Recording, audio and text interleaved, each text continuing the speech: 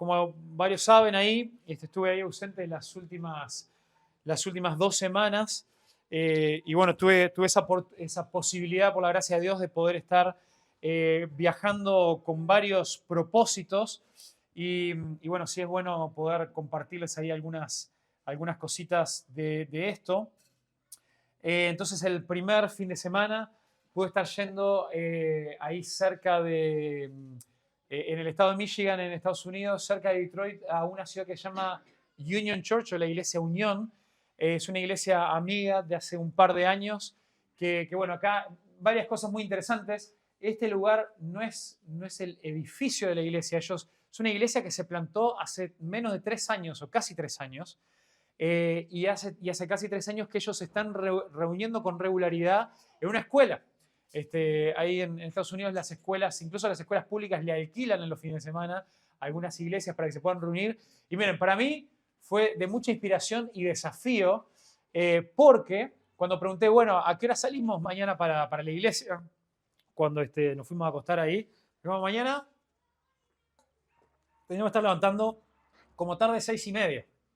¿Y por qué tal como tarde 6:30? Bueno, porque como hacen la iglesia en una escuela, todos los domingos a las 7 hay un grupo de por lo menos 15 voluntarios que van rotando, que están puntualmente a las 7, porque todo lo que es iglesia hay que armarlo.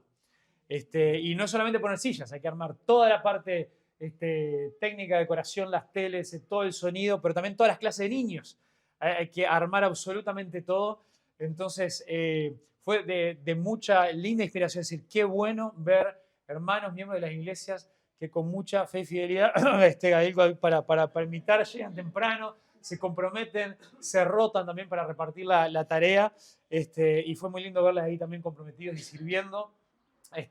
Así que eso fue algo muy bueno. Pude estar ahí también compartiendo con ellos de la iglesia. Miren, qué hermoso saber. Y yo les comparto, esta se llama la iglesia Union, o Unión, le podemos decir. Para que ustedes oren por ellos, porque qué lindo fue ver en las 2 iglesias, visité esta y el fin de semana siguiente, la cantidad de gente que se acercó y me dijo: sos Facundo, nosotros de verdad regularmente oramos por vos y por la iglesia de Dulam. Y qué lindo saber esto, que tenemos hermanos en Cristo que oran por nosotros, también la conexión que tenemos con ellos a través de la red Acts 29. Así que eso fue súper lindo. Ver también cómo ellos están creciendo en el Evangelio y están también. Ellos fueron los que un primer regalo que nos hicieron fue la biblioteca. No solamente la biblioteca, pero todos los libros que están ahí, que muchos todavía sacan provecho de eso. Y también nos ayudan con algunos de los gastos cuando tiramos ahí abajo esas paredes. Así que fue muy linda bendición. Después fue que fui para la ciudad de Dallas, donde tuvimos la conferencia nacional y casi que internacional, porque había pastores de 23 países ahí en la conferencia nacional de Hechos 29, que se hace cada año y medio, ahora creo que se va a hacer cada 2 años. Y fue tremenda bendición. Unos 1.300 pastores, líderes, esposas de pastores de diferentes iglesias de la red de 23 países ahí reunidos para alabar al Señor, para tener comunión unos con otros, pero también para ser animados y desafiados en la palabra. Y estas fotos que están acá, saben que desde la última conferencia, que fue hace 1 año y medio, en todo el mundo, a través de Acción Divina, se plantaron 75 iglesias, hermanos. Y eso es algo hermoso. Y yo de verdad quiero transmitirle esto, porque, de verdad, hermanos, nosotros, como iglesia de Olam, yo quiero que salgamos acá con la convicción de que nosotros estamos, no solamente queremos, estamos plantando iglesias. ¿Y por qué? Porque somos de verdad una parte de una red en la cual, de una manera quizá muy pequeña, pero estamos siendo parte, ofrendamos para esto, oramos por esto, y nos estamos preparando bien para que el Señor nos use en esto. Es algo circunstancial, pero bueno, también como pastor ahora tengo también un rol en el cual puedo estar acompañando mucho estos procesos, por lo menos dentro de América Latina, y también estando en contacto con muchos de estos pastores. Miren, hace poco, esto es bien anecdótico, pero hace un par de años atrás oramos por una iglesia en Europa del Este que se llama Dulam. Y yo, qué loco, qué increíble. Y ahora también se contactó hace poco conmigo un pastor de Barranquilla, en Colombia, que también que ya plantaron la iglesia, pero quieren también sumarse a la red porque quieren ayuda, porque bueno, se les ha complicado la mano, que también se llama Dulam. Así que no hay mucha iglesia Dulam en el mundo, pero ya 3 son parte de la red. Y esto acá no estaban obviamente los pastores de las 75 iglesias que se plantaron los últimos 18 meses, pero todos los que estaban presentes pasaron, estuvimos orando por ellos, y fue un tiempo realmente precioso. Y después se desafió a que todos aquellos que estaban ahí presentes, que estaban considerando la opción de quizá en los futuros 18 meses llegar a plantar una iglesia, que se pusieran de pie. Algunos de ellos eran líderes o pastores ya en iglesias, otros eran residentes pastorales, así como Gabriel es residente pastoral de nuestra iglesia, que estaban considerando salir de sus iglesias a plantar iglesias nuevas. Se pusieron de pie y les pudimos estar acercándonos a ellos, rodeándolos, orando por ellos, para animarles, para desafiarles. Y también había muchísimos de ellos que se pusieron de pie, soñando. Y Action Nine tiene una meta, que claramente eso no se hace en esfuerzos humanos, se hace orando y clamando que Dios lo haga, pero tenemos una meta confiando en que tenemos un Dios grande y poderoso, que en los próximos 3 años se van a plantar 200 iglesias en todo el mundo. Y por eso oramos y por eso clamamos. Así que estamos muy, muy contentos por eso. Y realmente hay un cambio de mentalidad y también en cómo queremos transmitir la cosa, de que en muchas situaciones, naturalmente a veces había iglesias, había plantadores ahí que tenían esa gana, ese deseo, y veían en Acts 29 una red de la cual les podía dar ayuda, le podía dar entrenamiento y le podía dar una comunidad para poder plantar iglesias, que eso es buenísimo, pero no queremos que así surja el crecimiento. Así como nosotros estamos muy contentos de personas que han llegado a nuestra iglesia, pero quizás ya eran cristianas o venían de otros lugares, y acá pueden encontrar una comunidad sana, saludable, donde se predica la palabra, lo celebramos, pero nuestro deseo es que la iglesia crezca como a raíz de conversiones. Y bueno, y de una manera similar, pero llevado a la plantación de iglesias, bueno, queremos realmente que la mayoría de las iglesias que sean plantadas surjan de dentro de las iglesias, no de gente que ya tenía un corazón de plantar en otro lado, sino que dentro de nuestras iglesias Dios levante a hombres fieles, comprometidos para poder entrenarse de una manera saludable y bíblica, puedan salir y ser enviados dentro de Iglesia de Acción Dinámica para plantar. Así que ese es el énfasis. Y también en las mañanas, bien tempranito, algunos de los que llegábamos, como pasa en todas las reuniones de oración o en las escuelas bíblicas, se arranca con un grupito, después se fue llenando el salón. Teníamos un tiempo de oración por el mundo, por las naciones, y para que Dios siga haciendo su obra, a través, no solamente plantando iglesias, pero a través de eso, que muchas personas que no le conocen llegan a conocer del Evangelio. Y hermanos, somos parte de eso, y eso es algo muy, pero muy, muy lindo. Y por último, el último fin de semana, después de esto, puede estar yendo a otra iglesia en Lincoln, Nebraska, en el estado de Nebraska, donde, bueno, acá después también nos quedamos ahí para un almuerzo, como hacemos acá a veces, con un almuerzo compartido, ya con todas las mesas armadas y todo, y ahí también puede también compartir bastante de acá de la iglesia y de la otra área de trabajo que hago también con la red. Así que fue un muy, muy lindo tiempo con esta iglesia, con estos hermanos, y eso, y la verdad que súper, súper alentados por eso. Y después también, ayer pudimos estar también con varios hermanos acá de la iglesia, con 5 hermanos de la iglesia, con Luis, con Quique, con Pequi, con Chelo, y yo. Pudimos ir el viernes de tarde para la ciudad de Fray Bentos. Y fue un tiempo muy lindo por un par de cosas muy significativas que tienen que ver con esto, con nuestro corazón de querer crecer y establecernos para también poder plantar iglesias. Mira, acá se reunieron, esto fue el Encuentro Nacional de Hombres de la Convención, y fue algo súper súper lindo, fue súper desafiante por un par de cosas. Primero, están todos muy contentos porque siempre cuesta a veces juntar a los hombres, principalmente cuando se hacen estos eventos en las ciudades del interior, y fue la primera vez que hubo más de 100 hombres ahí que se pudieron estar juntando. Tuve ahí también el privilegio y la invitación de poder predicar la palabra ahí en los 2 talleres del día de ayer, del día sábado. Pero algo muy significativo también fue el lugar donde se hizo. La iglesia de Fray Bentos, como ven, es un salón bastante grande. Es un salón ahí donde si se llenara de sillas podrían entrar, no sé, casi 200 personas.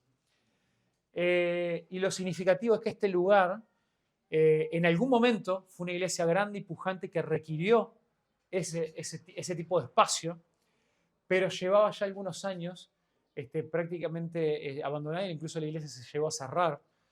Y hace 2 años que un grupo de hermanos de la iglesia de Paysandú, a 120 kilómetros de ahí, todos los fines de semana hace 2 años están viajando para reabrir la iglesia y para empezar a conectar. Y hace 2 años, con mucho trabajo y esfuerzo, ahora hay un grupito de unos 10 hermanos que se están juntando ahí en ese enorme salón. Entonces les cuento esto por dos cosas, no solamente para que oremos por ellos, para que el Señor bendiga ese lugar profundamente, para que el Señor avive su obra en ese lugar, para que el Señor bendiga a la iglesia de Paysandú, que con tanto esfuerzo está yendo a reabrir esa iglesia. Pero también porque esta situación que celebro ahora, que, mira, y acá está el frente ahí de la iglesia. No solamente ahora de verdad celebro el hecho de que eso esté sucediendo, pero, hermanos, esa realidad, no tanto la parte de que se está reabriendo y trabajando, eso es más lamentablemente una excepción, pero esta realidad de ciclos en los cuales hay iglesias que tuvieron su momento de ser pujantes, de ser iglesias fuertes, donde incluso en algunos lugares eso requirió la construcción de un edificio más grande, fue seguido por una etapa de un fuerte declive y donde a veces la iglesia no solamente se vino abajo, a veces eso comenzó con que el liderazgo se vino abajo y muchas iglesias se terminaron cerrando. Entonces, eso tiene mucho que ver con lo que quiero que hablemos ahora, que es la continuación de las últimas predicaciones que venimos hablando sobre el liderazgo en la iglesia. Y hermanos,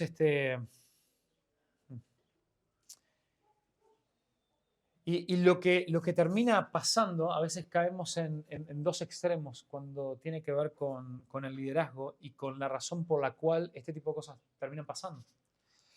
Muchas veces, nosotros creemos, quizá como uno de nuestros principios como una iglesia bautista, creemos en algo que le llamamos el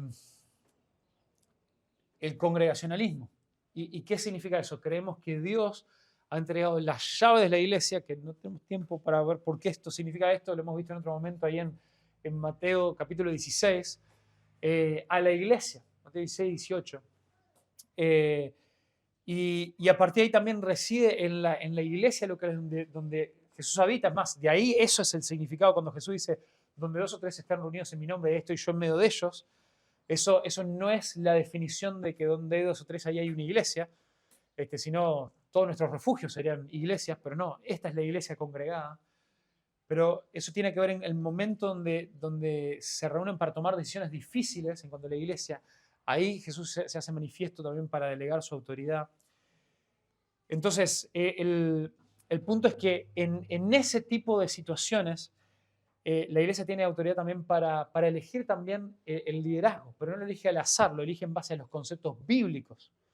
Y el problema, hermanos, y por esto vamos a hablar de esto hoy, o algunos podrían decir, bueno, vamos a hablar hoy de cuáles son los requisitos para los pastores. Uno puede decir, bueno, ninguno de nosotros es pastor, el pastor que lo está predicando, entonces, ¿para qué me sirve eso a mí? No, por varios motivos.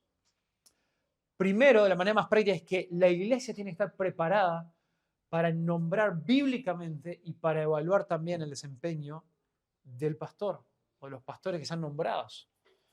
Bueno, yo lo he hecho varias veces, ustedes también son responsables, llegado el caso, de poder llamarme la atención, con amor, pero poder hacerlo. Y por otro lado, también esto es súper importante porque como vamos a ver, y ya pueden ir viniendo conmigo, a 1 Timoteo capítulo 3, uno de los grandes errores que nosotros podemos cometer es pensar que el liderazgo está sometido a un estándar diferente al de cualquier hijo de Dios. Entonces, ¿por qué a veces las iglesias se terminan derrumbando, se terminan desviando por un mal camino? A veces es porque hemos elevado a los pastores a un estándar que pensamos que es mayor, que es superior al de cualquier cristiano. Entonces, esos líderes son tenidos como personas especiales y diferentes.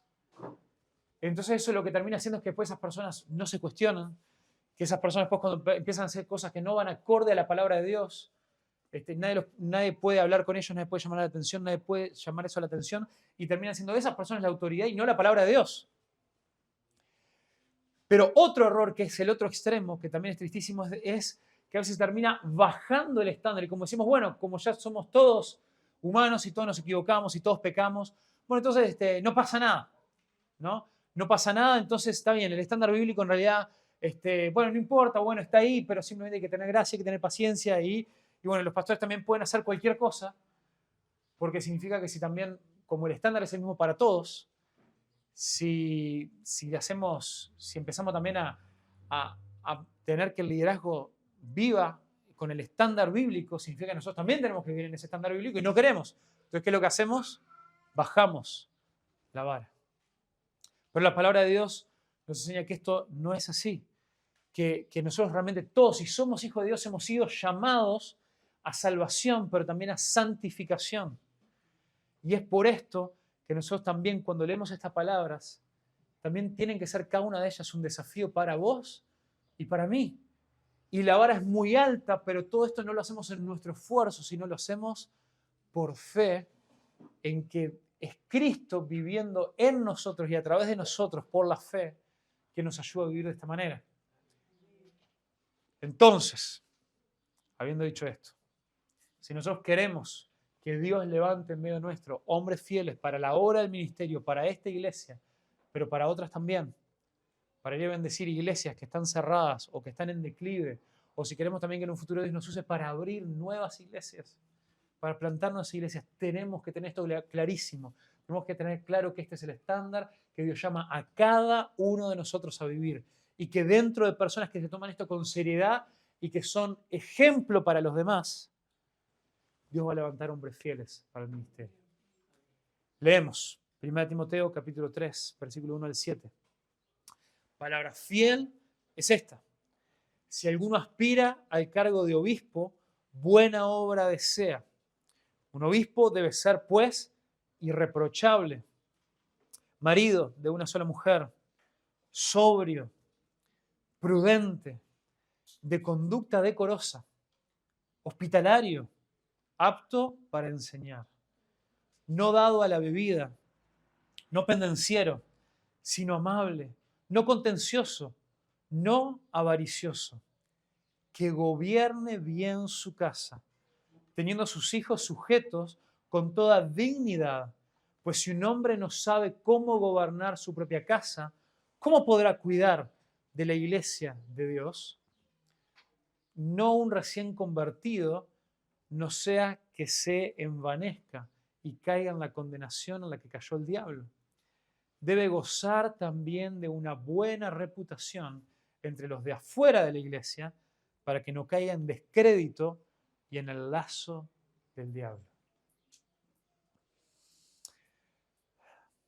Padre, bendice tu palabra esta mañana y te pido, Señor, que la seriedad, Señor, de este estándar, Señor, como tú quieres que vivamos,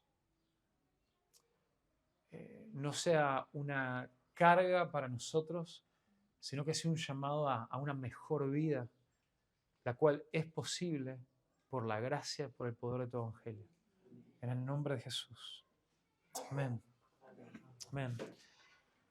Entonces, aquellos, dice la palabra de Dios, que aspiran al liderazgo, son llamados a no ser otra cosa que ejemplo.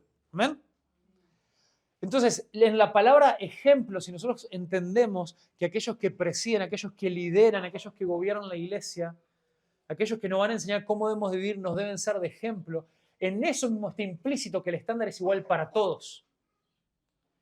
Porque en la misma palabra ejemplo que está implícito, que los que no están en ese rol, ¿qué tienen que hacer? Imitar, seguir el ejemplo.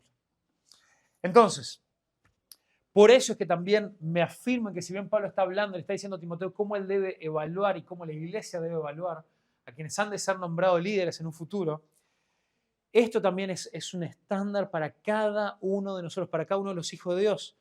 Entonces ya hablamos hace 2 o 3 predicaciones atrás en esta temática del primer versículo, que lo que le llamamos el llamado interno.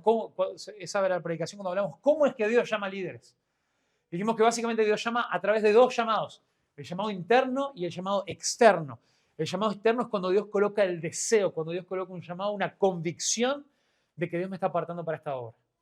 Y el llamado externo es cuando los que me rodean, mi familia, mi iglesia, la comunidad externa puede ver en mí que yo, puede ver evidencias, no solamente porque yo digo, Dios me dijo, Dios me llamó, sino puede ver evidencias de que es claro que Dios me está apartando para esta tarea. Entonces, el versículo 1 ya habíamos hecho esto, de que si alguno desea o aspira a esto, es una buena obra. Si tener eso es algo bueno, es algo dado por Dios. Pero después en el versículo 2 nos dice, lo primero, cómo debe ser un obispo o un anciano o un pastor. Estos son términos sinónimos que usa el Nuevo Testamento para el rol del pastor, para el rol del líder. Primero dice que debe ser irreprochable. Irreprochable. Entonces, esta palabra, en realidad, a lo que hace referencia es que es una persona, también es traducida como intachable o irreprensible. Pregunta. Irreprochable significa que la persona debe llegar justamente a un estándar diferente a los demás de ser perfecto, de no equivocarse. No significa eso. Irreprochable, me gusta la palabra intachable porque nos hace pensar en otras figuras también a nosotros en español que la entendemos mejor. Intachable, ¿qué es lo que no se puede hacer? Tachar. Entonces, cuando nosotros tachamos algo, es porque sabemos algo que ya no sirve, algo que está completamente mal, no es algo perfecto. Entonces, básicamente lo que hace referencia a esta idea, la idea es que es una persona que no es perfecta, porque nadie puede ser perfecto y nadie puede vivir en ese estándar, el único que es perfecto es Cristo, pero sí es una persona que es reconocido por su integridad en todas las áreas de su vida, financiera, moral, familiar, ética, espiritual. Es una vida que debe ser un testimonio que refleje a Cristo ante la iglesia y el mundo. Entonces, esta irreprochabilidad, es más, yo diría, puede ser una persona que no solamente tenga muchos defectos, pero que aparte que esos defectos son vistos, son expuestos a los demás, de una manera en la cual esta persona hasta dé el ejemplo de cómo ser una persona imperfecta. ¿A qué me refiero a esto? ¿Cómo puede una persona dar ejemplo de ser alguien imperfecto? Bueno, ¿qué es lo primero? ¿Qué es el prerequisito o el requisito número uno para ser un cristiano? Una palabrita que empieza con A. Arrepentimiento. Entonces, la mejor forma de ser una persona irreprochable, o sea, alguien que no venga ahí y que te repruebe, es cuando no es que vos no peques, no es que vos no te equivoques, pero que o vos, si ves esos pecados, sos el primero a veces en poder reconocerlo, en poder exponerlo, poder confesarlo, poder pedir ayuda en cuanto a eso, o que si eso no lo estás viendo, porque es que es un punto ciego, todos tenemos puntos ciegos en eso, cuando alguien te lo hace ver, Dios quiera que si están en lo cierto, lo reconozcas enseguida, te arrepientas y pidas ayuda para cambiarlo, o por lo menos, a ver, hermano, no todos cuando alguien nos hace ver algo, a veces alguien te puede hacer ver algo y que o estén equivocados o a uno con toda la sinceridad te lleva un tiempito de reconocerlo. Eso está bien. ¿Ah? Está bien, cuando nosotros tomamos riesgos en esto de confrontarnos, de exhortarnos, hay muchas áreas grises donde a veces alguien nos va a poder confrontar algo y va a ser un área gris. Quizá el que nos confronta no va a tener la razón a veces. Pero algo clave es que esta persona va a ser mínimo enseñarle y va a decir, bueno, no estoy tan seguro de eso ahora, pero lo voy a recibir con humildad, no me voy a enojar, no me voy a ofender porque vos me llamaste la atención. Y mira, si yo no me doy cuenta que tenés razón en este momento, te prometo una cosa, voy a orar por esto para que el Señor me lo confirme, voy a pedir consejo a otras personas, les voy a contar que vos me dijiste esto y voy a recibir consejo a ver si otros también lo ven. Entonces, esto es la marca de una persona que es irreprensible. Es una persona que sin ser perfecta puede avanzar de esta manera con confianza. Pero segundo, dice que debe ser un hombre que es un marido de una sola mujer. Esta es como una de las traducciones quizás más literal que puede ser, lo cual se presta para muchas interpretaciones. Está Pablo acá solamente hablando de, o sea, lo más básico sería algo común en ese momento, en el Imperio Romano era una persona que no practicara la poligamia, una persona que no tuviera varias esposas. Bueno, ahí seguro, estamos todos de acuerdo. ¿Tá? Pero evidentemente Pablo habla de algo más que eso, porque ya dentro del pueblo judío la poligamia ya era algo que no era practicado tampoco en ese momento, y era algo que por algo él también lo resalta. Entonces, donde a veces puede haber un poco de discusión o un poco puede haber más tensión en cuanto a esto, es si esto es algo que se refiere o no a personas que, que quizás a pastores que no podría llegar a ser pastor, alguien que en algún momento de su vida pasó por un divorcio. Esa quizás como una de las posturas quizás más allá, ¿no? Un hombre o una sola mujer en toda su vida, ¿no? Alguien que se divorció es alguien que puede ser completamente restaurado su relación con Dios, incluso puede servir en áreas de la iglesia, según cómo hayan sido las circunstancias, pero algunos pueden llegar a entender que esto limita a alguna persona bueno, que justamente que en ese caso de su vida ejemplar no puede serlo.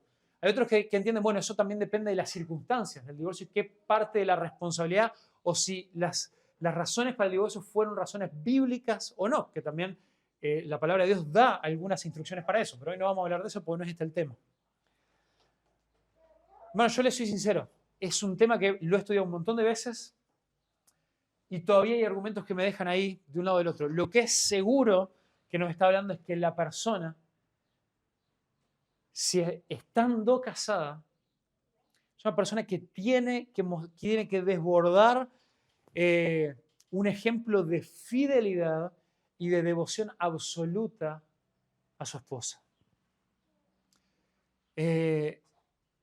Que como líderes, que como pastores, como alguien se está preparando para eso, que no haya dudas en los demás de que esta es una persona que con un matrimonio, nuevamente, quizá en medio de un matrimonio imperfecto, que sea una persona como cualquier otra que puede experimentar y que puede atravesar, incluso estar atravesando crisis, que todas las pasan, pero que frente a esas crisis, frente a esas dificultades, no hay ninguna duda que hay una lealtad, que hay un compromiso, que es una persona que entiende la seriedad del pacto matrimonial y se aferra a eso con todo su ser. El matrimonio es un campo de prueba para el liderazgo. En Efesios 5:25, parte también de lo que estuvimos hablando ayer con los hombres, nos muestra que el matrimonio es algo que debe reflejar la gloriosa relación y ejemplo entre lo que Cristo hizo por su iglesia. Como el marido debe reflejar la actitud y la vida y muerte y resurrección de Cristo, quien entregó su vida por la iglesia, liderando a la iglesia, así como el pastor lidera a la iglesia, pero Cristo lideró a la iglesia. ¿Cómo lo hizo? A través de imponiéndose, a través de siendo autoritario, a través de... No. Muriendo sacrificialmente para dar su vida por la iglesia. Entonces, también debe ser esto, debe ser una persona que muestra que no se excusa detrás de las cosas que están pasando en su familia, incluso del pecado que pueda pasar con sus hijos o con su esposa, sino que toma responsabilidad de eso y puede decir, Dios me ha puesto como responsable y yo voy a morir sacrificialmente. Y esto también requiere que a veces hay pastores o hay líderes que es necesario, que bueno que sea evidente y nos debería dar gozo si a veces hay líderes, o en algún momento a mí me toca decir, hermano, yo necesito bajar un poquito en la responsabilidad de la iglesia, porque ahora estoy en una etapa donde tengo que tomar un cuidado especial de mi familia. Porque qué terrible, cuántos pastores, ahí sí yo creo que se han descalificado del ministerio, porque a lo largo del tiempo, su familia y sus hogares se han vuelto, bueno, y Pablo ya va a hablar de esto en un par de versículos más adelante, familias terminan demostrando que no pudieron gobernar bien su casa y que no fueron, que terminaron siendo, vamos a concentrar ahora en la esposa, que es de lo que está hablando acá, ya me estoy adelantando a mí mismo, o el pasaje. Pongámoslo de esta manera. Ser un hombre de una sola mujer significa que para un líder y para un pastor es posible incluso serle infiel a su esposa con la novia de Cristo, que es la esposa, que es la iglesia. ¿Se entiende? Un montón de casos de esposas de pastores, cuando uno va y entrevistas, testimonios de matrimonios que se han visto totalmente arruinados, de personas que eran pastores, Muchas veces las mujeres han dicho, yo sentí que mi esposo me fue infiel no con otra mujer, sino con la iglesia. Porque me descuidó. Porque para él toda la vida el servicio en la iglesia era esto, aquello y lo otro, y a nosotros nos descuidó. Eso no significa que aquellos que aceptan y que toman la vida del ministerio es una vida de mayores sacrificios, y que son sacrificios que se deben tomar y asumir en familia, pero sí que debemos mostrar una total fidelidad a eso. Siguiente, dice, lo siguiente es que debe ser una persona sobria, sobrio, vigilante, libre de toda intoxicación.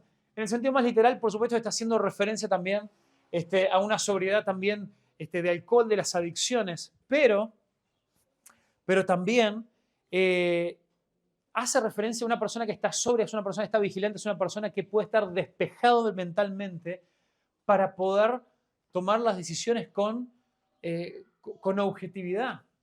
Es una persona sobria es una persona que no es impulsiva, muy similar a la siguiente palabra, que es prudente. Una persona, a veces, hermanos, hay situaciones que uno siente la presión de salir corriendo a hacer algo, porque uno siente las presiones de que la gente quiere que uno haga algo, que uno actúe rápido, cuando hay a veces una crisis, cuando se da alguna situación. Y sin embargo, a veces es importante, necesario respirar y esperar un poquito, porque a veces vamos tomando decisiones impulsivas o las apuradas, vamos a tomar las decisiones equivocadas, porque no vamos a poder tener toda la información, no vamos a poder considerar todas las cosas. El líder debe ser claro de mente para tomar decisiones sabias, discernir sin error. Debe tener una mente controlada y no ser impulsivo, emocional o fácilmente engañable. Qué fácil es a veces para un líder cuando explota una bomba dentro de la iglesia escuchar solamente una campana y salir corriendo a hacer algo y no escuchaste la otra campana. O a veces actuar sin realmente detenerse a hacer preguntas y juzgar prontamente. A veces es bueno, aunque uno se encuentre con una situación que es obviamente algo que es, no sé, terrible, lo que sea, pero bueno, hacer las preguntas primero. Y eso es importante. También prudencia es lo siguiente. Esto tiene que ver con esta mente sana, con ser sensato, con ser moderado, con tener autocontrol. Entonces, este es el control interno del líder, donde uno también puede mostrar madurez y un buen criterio en las palabras y acciones, la prudencia. Pero esto también refleja, es algo opuesto a simplemente actuar con frivolidad, también con rigidez. La palabra prudente también es esto de considerar los diferentes aspectos, ¿no? Eso también es súper importante. Pero después también una más. Nos habla de ser decoroso, hospitalario. Esto tiene que ver también con la forma en la que la persona se comporta. Y son varias, estoy avanzando rápido porque muchas de estas están unidas, están relacionadas. Tienen mucho que ver, son diferentes matices de lo mismo, de cómo nosotros nos comportamos para con los demás. Es un líder que se comporta con dignidad, con orden en su vida personal. Entonces, por eso también una persona decorosa tiene que ver también con las palabras que usamos. Y esto no es solamente una persona que deja de usar malas palabras, pero también la forma, es terrible a veces encontrarse con líderes que por su posición de autoridad terminan hablando de manera denigrante a los demás, de manera en la cual terminan insultando sin usar insultos, haciendo a otros que se sientan menos. Y una persona tiene que, incluso a veces, hermanos, es algo lo que el Señor ha tenido que trabajar muchísimo conmigo y lo sigue haciendo, porque a veces yo cuando entro en confianza me gusta hacer algunos chistes y a veces, y cuando estoy cansado y con sueño, me dicen café instantáneo, ¿no? Todo sin filtro. Y a veces empiezo a decir pavada y a veces las pavadas por querer ser gracioso, me sale algún disparate. Y muchísimas veces he tenido que justamente ir a pedir perdón para poder mantener la irreprochabilidad. Entonces, no me sale de manera perfecta todavía, pero el Señor me está ayudando a pensar, incluso cuando es una broma, pero pensar, es buenísimo ser gracioso, es buenísimo ser una persona con humor, es algo lindo, pero a veces poner esa pregunta por delante, ¿cómo va a recibir la otra persona esto? Entonces, el mejor tipo de humor siempre es el humor que si uno se va a burlar de algo que sea uno mismo. el autorreferencial, ¿no? Ese es el mejor. Pero también habla de ser hospitalario. Y ser hospitalario, hermanos, ni que hablar que tiene que ver con tener la casa abierta para los hermanos, no que caigan a cualquier hora, ¿no? Siempre es bueno a veces chequearse, pero, este, pero sí esto de decir, no, que la gente sienta la confianza de que pueda acudir, de que puede llegar, de que puede ser recibida. Pero no solamente eso, en realidad, eso es hasta la forma más suave de entender esto. Cuando Pablo habla de ser hospitalario, específicamente siempre se habla en la Biblia de la hospitalidad con los extraños, con la gente que no conocemos. El decir, che, yo estoy dispuesto a abrir mi casa a esto, a un vecino que desconozco por completo, a alguien que a veces que no sé realmente cómo está viviendo su vida, a veces que no sé si a veces si yo me voy a sentir seguro con esta persona en casa. Y eso realmente es un desafío para muchos de nosotros. Pero esto habla también de esta cuestión de poder recibir y poder, y no solamente eso, sino que también que el hogar del líder se convierte muchas veces en el mejor de los púlpitos. Porque sí, no significa que a veces alguno de ustedes viene a mi casa, no significa que mis hijos van a ser siempre los mejor comportados, suelen ser los que tienen más volumen a veces. Pero sí que vean, bueno, cómo reacciono yo frente a esas situaciones. Soy alguien que nunca ejerce ningún tipo de disciplina. Bueno, y a veces algunos de los tipos de disciplina, qué bueno es que no sean en público también. Soy una persona que explota, que levanta la voz, que cuando frente a diferentes tensiones, cómo reacciono, cómo le hablo a mi esposa, y esas cosas se ven de la mejor manera en el hogar, más que a veces en este ratito que estamos acá juntos. Y por eso también es importante tener hogares abiertos. Entonces, la hospitalidad es una expresión práctica del amor. El líder debe ser accesible y usar su hogar como una herramienta también de ministerio, compartiendo recursos y compañerismo. Pero recordemos, no lo voy a decir en cada una de estas palabras, cada uno de estos requisitos, pero todas estas son cosas que nosotros debemos imitar. Hermanos, no hay cosa que me llene más de gozo cuando me entero que hubo algunos de ustedes que sin razón alguna, sin tener una reunión por fuera de los refugios, se juntaron y se invitaron mutuamente a comer y a juntarse un domingo, un sábado, un día de 3 semanas. Me llena de muchísimo gozo, porque eso es algo que empieza a reflejar que alguna de las cosas que a veces intentamos modelar y sabemos que no siempre es la mejor manera y todo, claro que no todos han llegado a pasar por casa en alguna de esas instancias, es un dedo y me encantaría, pero sí muchas veces realmente lo hacemos con el corazón de que, bueno, si alguien pasa por casa, que uno que después pueda ir y lo pueda replicar y pueda invitar a otros y puedan pasar ese tiempo juntos. Siguiente, dice, apto para enseñar. Y esto ya lo mencioné la última vez que pasamos por este pasaje, pero esta es el primer y la única cuestión que tiene que ver con una habilidad. Después el resto son todas cuestiones de carácter y de madurez. Y esto, hermanos, es tremendo porque el mundo evalúa líderes y levanta y reconoce líderes y sigue a personas en base a qué tan habilidosos son. Hermanos, muchos de nosotros nos dejamos impresionar por gente por qué tan habilidosos son. Muchos escuchan entre semana, y está bien, no lo voy a criticar, pero escuchan entre semana a algunos pastores en el mejor de los casos y otros, unos sanateros bárbaros en internet, simplemente porque hablan lindo y algunos de ustedes le dan más importancia y reciben con mayor autoridad esas palabras porque hablan lindo que la de su pastor. Y acá Pablo dice, no hay, ni siquiera, cuando dice apto para enseñar, ni siquiera dice un buen orador, ni siquiera dice alguien con carisma, alguien que sepa reunir multitudes. Dice una persona apta, alguien que tenga capacidad para exponer las escrituras. Ayer, ya se me terminó el tiempo, pero en fin, ayer veníamos en el auto y bueno, y un hermano me dice, bueno, ya dije veníamos en el auto, en fin, alguien, Alguien me hizo un comentario ayer cuando volvíamos, decía,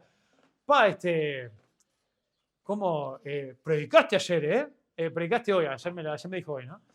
Y esto no es para hacerme sonar la trompeta, ¿no? A lo que se refería a la persona es que las dos predicaciones que compartí ayer, digamos que tuvieron un poquito más de fuego que lo normal en comparado como enseño acá, ¿no? Y bueno, y por la gracia de Dios, hubo muchas personas después que se acercaron, no a decir qué lindo, que eso a mí, la verdad que hoy en día me encanta si me dicen, tuvo linda la palabra, pero eso ya no me mueve un pelo. Yo lo que añoro es y le pido al Espíritu Santo que logre cambios reales en la vida de las personas. Y tuve muchas conversaciones que produjeron eso, o que me daban testimonio de que estaban convencidos que el Señor les había hablado cosas muy claras para cambiar en su vida. Y saben que con total sinceridad le contesté a esta persona. ¿Sabes lo que pasa? Yo sé que suena que eso fue una predicación, no sé, con más fuego de lo que a veces predico en Adolam, pero de verdad te digo, lo que yo les di fue leche. ¿Por qué? Porque aunque se haya sentido muy desafiante, yo entiendo que lo que hice a veces fue predicar el Evangelio. A lo que Pablo se refiere cuando le dice a los Corintios, yo creo que también lo leímos, en el capítulo 3. Capítulo 3, en la escuela bíblica leímos eso, cuando él decía, yo les tengo que volver a dar leche. Y a veces cuando cristianos de muchos años requieren leche, se siente como tremendos palos. Pero a veces la carne es esto, es empezar a profundizar y decir, bueno, ¿qué vamos a hacer con esto?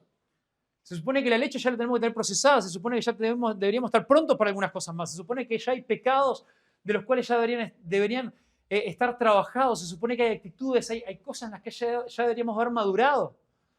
Entonces a veces se siente que cuando uno da un poquito más de carne, bueno, ahí pasamos a modo clase. Pero no es eso. Es que a veces hay cosas que tenemos que empezar a procesarlas un poquito más y empezar a pensar con madurez, bueno, ¿cómo se ve que nosotros recibamos con enseñanza y cómo vamos a aplicar una enseñanza como la de hoy, que es ver cómo es que nosotros tenemos que valorar a líderes? Esto no es una clase, es una predicación para que nosotros lo tomemos como ejemplo para entender que nosotros tenemos que vivir de esta manera y que también tenemos la responsabilidad y la madurez de vivir de esta manera. Entonces, un líder tiene que ser apto no para motivar a personas, que eso es lo que me da terror cuando a veces soy invitado a otros lugares y tengo posibilidad de ir ahí con un poquito de mayor intensidad, porque la motivación no cambia la vida de nadie. Es el poder de la palabra de Dios cuando el Espíritu Santo la usa en nuestras vidas para producir cambios profundos y verdaderos. Y para eso lo que se necesita no son grandes motivadores, son personas que con fidelidad expongan y apliquen la palabra de Dios.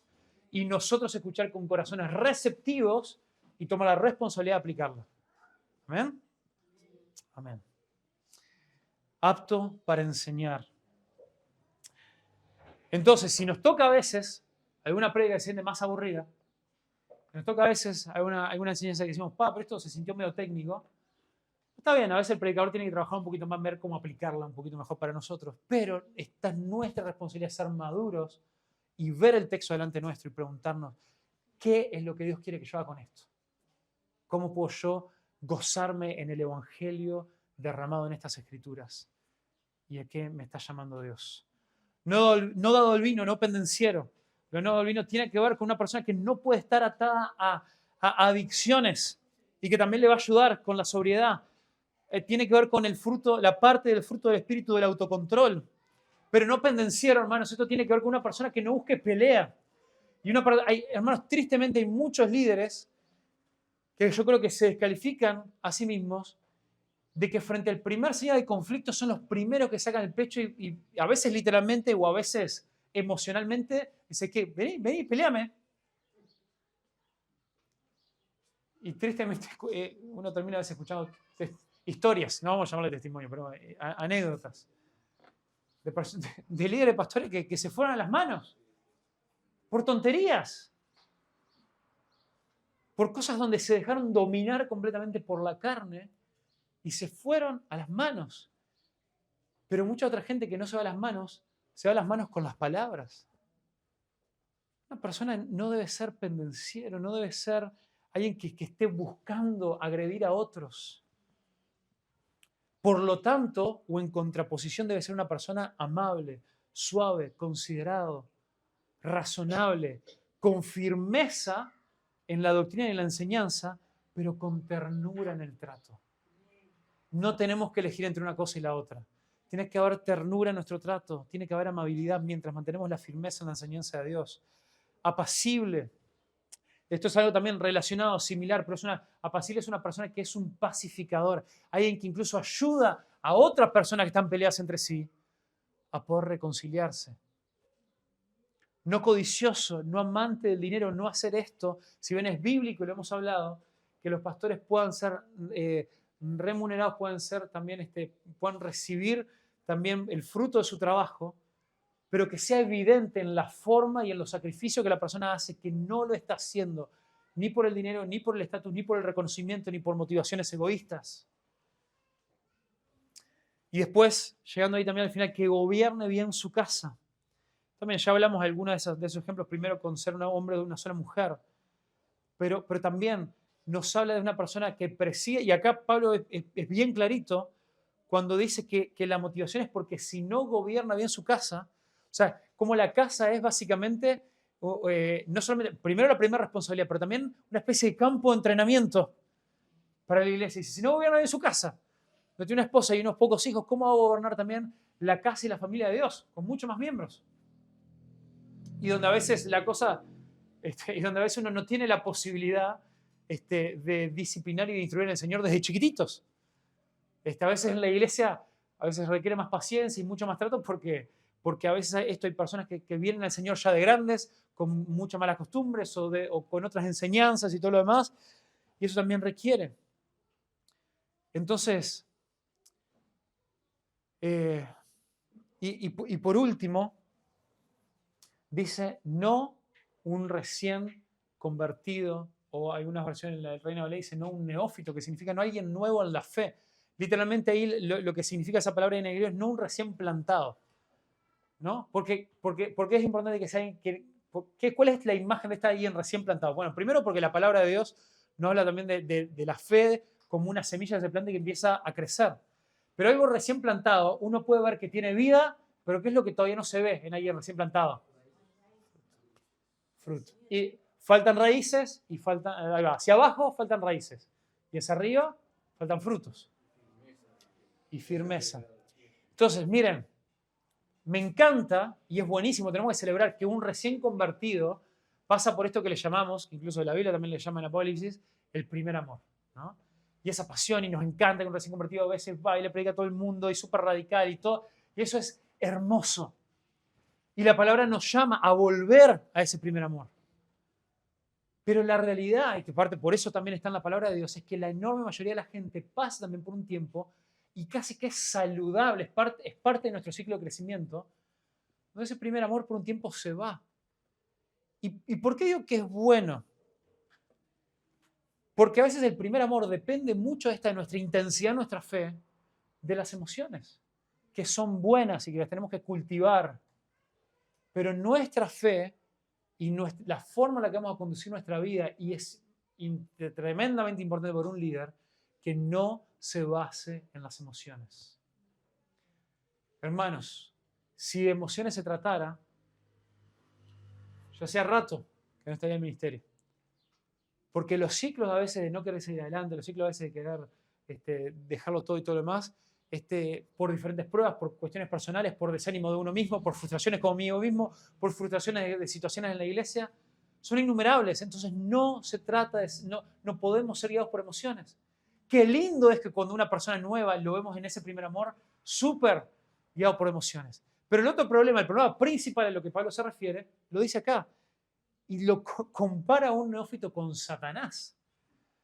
Porque dice, una persona nueva está tan metida ahí en esa emoción, en ese primer amor, que se puede, y esto lo he visto un montón de veces, una persona nueva que empieza a decir, che, no puedo creer que yo recién me convierto y estoy más apasionado y tengo más fe, tengo más ganas que todos los demás, que los que tienen 10 años, 20 años de convertidos.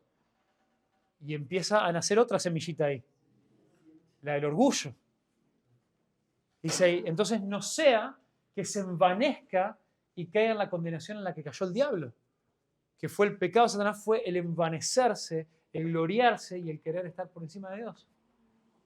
Entonces, hermanos, si alguno de ustedes están en ese primer amor, si alguno de ustedes están en esa primera pasión, gloria a Dios, manténelo lo más que puedas, es hermoso. Pero mientras luchás por mantener esa emoción y ese amor por Cristo, asegúrate que sigas echando raíces para tener firmeza. Y asegúrate que pueda estar creciendo en vos el fruto del Espíritu. Y parte del fruto del Espíritu es la humildad. La humildad. Entonces, todo esto que dije es como nosotros tenemos que evaluar a los que ya están siendo pastores, pero también cómo vamos a evaluar cuando nombremos y como iglesia reconozcamos a futuros ancianos, obispos, pastores.